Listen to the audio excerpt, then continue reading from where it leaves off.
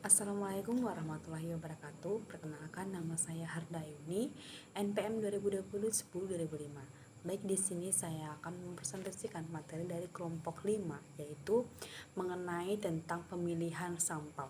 Nah, sampel adalah sebagian dari populasi yang diambil dengan teknik sampling. Itu menurut Husain dan Purnomo 2021. Nah, sedangkan Terminologi adalah ilmu tentang istilah dan penggunaannya. Nah, istilah ini adalah kata dan kombinasi kata yang digunakan dalam konteks tertentu. Nah, studi tentang terminologi melibatkan kemunculan istilah dan hubungannya dengan budaya.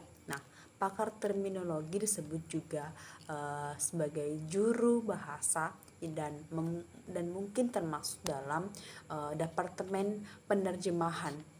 Nah, alasan utama untuk menggunakan sampel yang pertama yaitu kendala sumber daya dan batasan adalah batasan jumlah waktu, uang, dan sumber daya lainnya.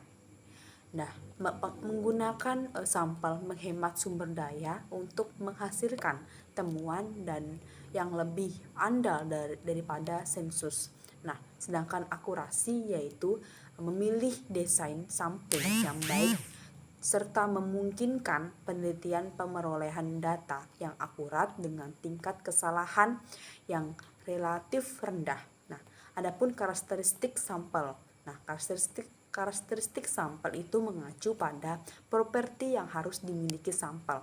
Nah, sebuah sampel memiliki dua sifat. Yang pertama yaitu akurasi, yang kedua yaitu presisi. Nah, yang pertama akurasi. Akurasi itu mengacu pada sejauh mana sampel dapat diperoleh tanpa bias sampel. Nah, sampel yang diambil dengan benar, ukuran perilaku, sikap terhadap pengetahuan tentang seberapa item sampel yang menghasilkan hasil dari yang lebih sedikit daripada variabel terukur yang diambil dari populasi yang sama. Nah, sedangkan presisi yaitu fitur kedua yaitu presisi. Nah, presisi itu akurasi yang mengacu pada akurasi atau presisi itu menunjukkan seberapa dekat estimasi sampel dengan karakteristik populasi. Nah, semakin tinggi presisi, semakin besar pula kemungkinan sampel yang diperoleh yang bersifat representatif terhadap populasi. Nah, ada 4 parameter yang dapat dipertimbangkan untuk menentukan suatu sampel, yaitu yang pertama variabilitas populasi, yang kedua besar sampel, yang ketiga teknik penentuan sampel, dan yang keempat kecermatan memasukkan ciri-ciri populasi dalam sampel. Nah, adapun desain sampel. Nah, desain sampel itu adalah rencana yang dikembangkan oleh penelitian untuk mendapatkan sampel dari semua anggota populasi. Nah, keduanya itu harus konsisten karena desain sampel itu merupakan bagian penting dari desain penelitian seperti resin desing. Nah, selain itu adapun